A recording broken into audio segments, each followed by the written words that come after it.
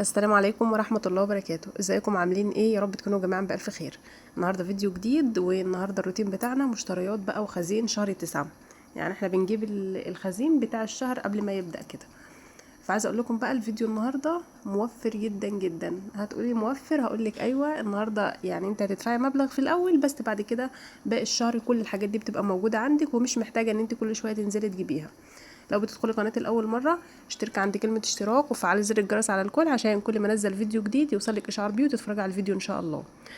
النهارده احنا هننزل نشتري. يعني بصوا، هو خزين البيت ده بيبقى حاجات كتير، يعني اللي هي البقوليات والحاجات اللي انتوا شايفينها، وفي بيبقى خضار، وفي كمان بيبقى لحوم واسماك، وفي منظفات. تمام، يبقى انت عندك كده ايه، كام بند المفروض ان انت. وطبعا في حاجات الفطار دي حاجه تانية برضو. فانت على حسب بقى الحاجات دي اصلا لما انت بتشتريها. انا بتكلم دلوقتي على المنظفات والسكر بقى والدقيق والحاجات دي كلها. لما بتشتريها بالشهر بتفضل معاكي فترة طويلة، وساعات بتعدي الشهر كمان معاكي. الفطار بقى انت حابة تشتريه زي ما انا بعمل برضو. تمام، لو ليكي طريقة تانية مختلفة، يعني كل واحد براحته. المهم انا دايما بنزل كازيون ده ليه فروع طبعا، يعني في اماكن كتير جدا. فانا بقى ايه، دايما بفضل ان انا ايه انزل. بيبقى عنده عروض دايما في نهايه كل شهر، ماشي، وخصوصا بيبقى يوم التلات يعني. ولو انت تابعتي صفحته او تابعتيه يعني، فعلى مثلا على الفيس على اي حاجه، هتلاقي بقى ايه العروض بتاعته، يعني ايه هتشوفيها. ولو مناسبه معاكي تقدري تنزلي تجيبي اللي انت عايزاه.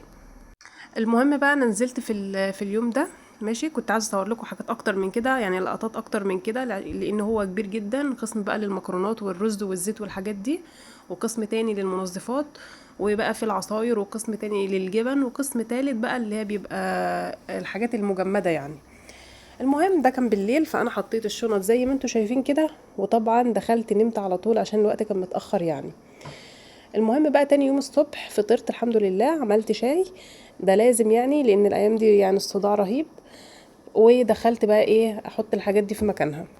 بداية كده بص هوريكم، هقول لكم الاسعار، واعرفكم كل حاجة انا جبتها، وهي هتقضيني قد ايه. ممكن انا عشان عيلتي صغيرة، يعني احنا 4 بس صغير، يعني ولاد صغيرين، هي الحاجات دي ممكن تقضي عندنا، وكمان بيبقى بزيادة.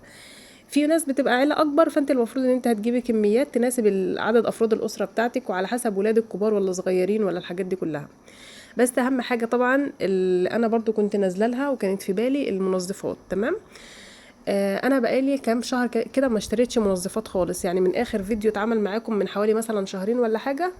المنظفات دي انا ما بشتريهاش. ممكن بشتري اللي هو المسحوق العادي بتاع الغسالة العادية، ده تمام يعني. انما بقى الحاجات التانية اللي انتوا شايفينها دي لا، انا يعني كل كام شهر كده بتيجي وبتفضل مكملة معايا فترة. بصوا بقى، في حاجة نازلة، يعني شركة جديدة نازلة اسمها مستر باور او حاجة زي كده. عليها عرض الكلور والكلور للالوان والابيض، ماشي. كان واحده ب 13 وكانت واحده ب 16 جنيه. وكنت جايبه فلاش عشان انضف الحمام، يعني في اماكن كده فيها اصفرار وكده. فانا ايه جبت فلاش ده وباور ده، لقيته حلو جدا. ده على عرض كيلو ب 35 جنيه. هما التلاتة نفس الشركه دي، هي اللي منزله العروض بتاعت امبارح. فانا جبت 2 ب70 جنيه. عايزه اقول لكم يعني اصلا كيس اوكسي بيبقى صغير قوي كده وب20 جنيه، انما ده يعني كيلو كامل ب35. بس انا مش عارفه هو خامته كويسه ولا لا، فانا هجربه الاول. جبت اوكس الكبير الغسالة الاوتوماتيك، كان بحوالي 180 جنيه. وفير ده عليه عرض ب85 جنيه، يعني هو 84 وكم حاجة كده، و95 قرش او حاجة. وجبت برضو صابون الدش ده للوش، والشامبو زي ما قلت لكم، وخل ده للتنظيف مش خل للاكل يعني. وفريدة كانت بحوالي 77 جنيه، اللي هي المعطر دي. وبس. تمام. وزيت شعر طبعا. كل الحاجات دي طبعا المنظفات دي بتقعد معايا فتره طويله، زي ما قلت لكم هي مش بتخلص في خلال يعني اسبوع ولا اسبوعين، لا هي بتكمل معاك الشهر لو انت بتستخدميها بكميات كبيره. لو بتستخدميها يعني وما عندكيش يعني بما ان انا دايما بنظف على طول، فالحاجات ديت اصلا بتفضل معايا فتره. ماشي، هو ممكن انت تنزلي يعني زي ما بقولك هتلاقي نفسك بتدفعي كميات او مبلغ كبير، لكن زي ما بقولك هتفضل معاكي فتره كبيره. وبعدين دلوقتي انت لو حابه تنزلي اصلا يعني تجيبي اي حاجه فبقيتي بتصرفي مبلغ كبير، فانا افضل ان انا اعمل كده واجيب الحاجات دي وتبقى موجوده. الحاجات دي بتبقى موجوده في البيت بصراحه، بتبقى جميله. فانا بحب اعمل كده كل شهر، وما اكونش بقى محتاجه حاجه وعايزه انزل اجيبها، لا مش جنبي انزل ما الاقيهاش، فانا كده ببقى مرتاحه اكتر. تعالوا بقى نشوف المكرونات واسعارها ايه. النوع الاطيب ده حلو جدا، وانا دايما بجيبه وبجربه. الكيلو كان منه بحوالي 27 جنيه، يعني مثلا 26 و95 قرش. وهو نفسه نفس بساطة، برضو بساطة نفس السعر ده. جبت حوالي 5 كيلو مكرونة. ماشي، كل كيس من ده كيلو كامل. اول واحد ده شعرية، ماشي احنا بنستخدم شعرية كتير. وجبت واحد اسباجيتي اللي هي الطويلة دي، وواحد قلم. وبساطة جبنا منها 2 صغيرين. نزل بقى منه عرض على الرز البسمتي ده، كيلو بحوالي 53 جنيه. ماشي، فحلو جدا. الرز البسمتي بيبقى ب80 وب90، فده حلو جدا يعني، فانا جبته. اندومي طبعا ده مش كتير يعني، هم 2 بس. وجبت زيت، جبت 3 بس، ما جبتش اكتر من كده. والعصير ده طبعا يعني اللي اتبقى منه بنصوره يعني، لان طبعا دي حاجات اساسيه لازم يعني ايه تخلص في وقتها. اللهم صل على سيدنا محمد. الرز بقى تعالى اقول لكم عليه. ده نوع جديد، كان عليه العرض، يعني كان في كام حاجه عليها عرض، بس ده كان احلى عرض بصراحه. ده كان بحوالي 23 جنيه، 23 ونص او 23 بس كده يعني. فلقيته كويس ومش متكسر ولا اي حاجه، وخامته كويسه جدا وما فيهوش اي حاجه. فانا جبت منه حوالي 5 اكياس ولا حاجه، لان اصلا انا عندي كنت جايبه شكاره اللي هي 25 كيلو دي، فهي لسه عندي يعني لسه موجود منها. فقلت ده مش هيخسر بصراحه يعني، لما يبقى موجود في البيت مش هيخسر. طبعا شاي العروسه ده مش عارفه بكام، وانا جبته عشان احنا طبعا احنا بنشرب الشاي ده. كمان جبنا الدقيق ده كان عليه عرض ب 18 او مثلا 18 95 قرش، يعني مثلا نقوله ب 19 جنيه. فهو برضو الله اعلم هو حلو ولا لا، عشان كده انا ما كترتش منه، جبت 2 بس. وكمان انا الايام دي ما بعملش معجنات كتير، يعني هي خلاص هو 2 كفايه.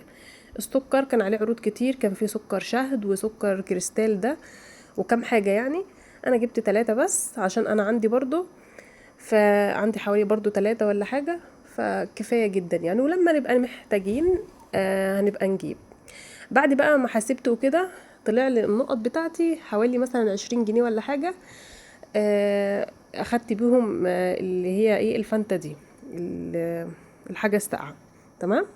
ودي طبعا ايه ينسون وشاي واللي انتوا شفتوه معايا كده، فدي كل الحاجات اللي انت هتبقي محتاجاها في البيت يعني. في ناس طبعا هتبقى محتاجة حاجات تانية، يعني مثلا زي عدس، زي فاصوليا، زي لوبيا، زي مثلا فول لو بتعمليه في البيت. كل الحاجات دي برضو تقدري تجيبيها، ممكن تجيبيها من حاجة زي كده، او ممكن تجيبيها من العطار سايبة.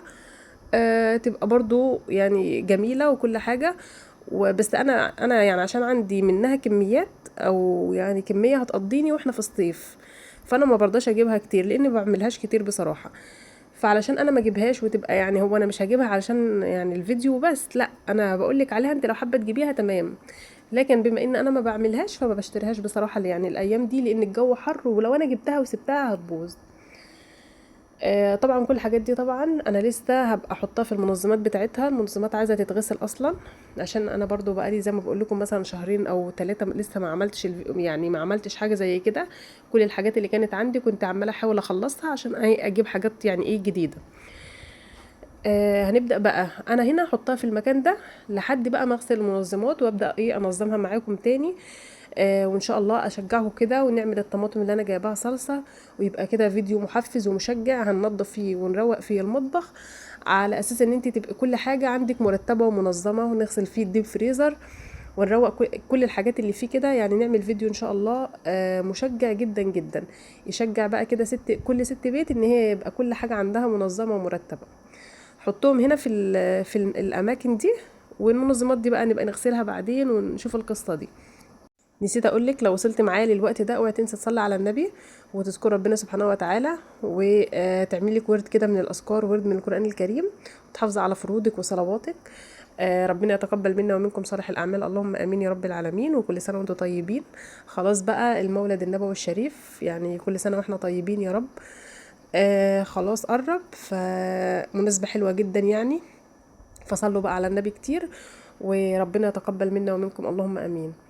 بصوا بقى الحاجات الخضار اللي انا كنت جايبه، طبعا ما كنتش محتاجه خضار ولا حاجه، انا كنت محتاجه اجيب حاجات للمحشي، بس بصراحه ما جبتش يعني. ما لقيتش كرنب حلو، ولا لقيت كوسه حلوه ولا اي حاجه، بس لقيت الطماطم زي ما انتم شايفين كده، كانت الكيلو ونص ب10، وكانت جميله جدا. فقمت جبت منها حوالي دول 9 كيلو ولا حاجه، عشان هعمل صلصه، لان الصلصه اللي عندي في الفريزر اصلا يعني ايه يعتبر خلصت، وانا بحب ان الصلصه تبقى دايما موجوده. فجبت ده، وطبعا زي ما بقول لكم حاجات المحشي ما كانتش موجوده فما جبتش، كنت عايزه اعمله بصراحه محشي، بس يلا خلاص مش مهم. والرمان ده لقيته لسه، يعني انا كنت لسه شايفاه اول مره اشوفه من زمان، فاجبته، بس ما بجيبش منه كميات بصراحه، عشان انا بيبوظ ايدي يعني، فانا ما بعملهوش، ولادي اللي بيعملوه. وجبت فلفل وبتنجان، انا عندي بطاطس وعندي بقى بتنجان تاني وعندي حاجات تانية يعني. فهي دي الخضار اللي انا جبته. والفيديو كده خلص، لحد ما اشوف فيديو تاني هتوحشيني. استودعكم الله، السلام عليكم.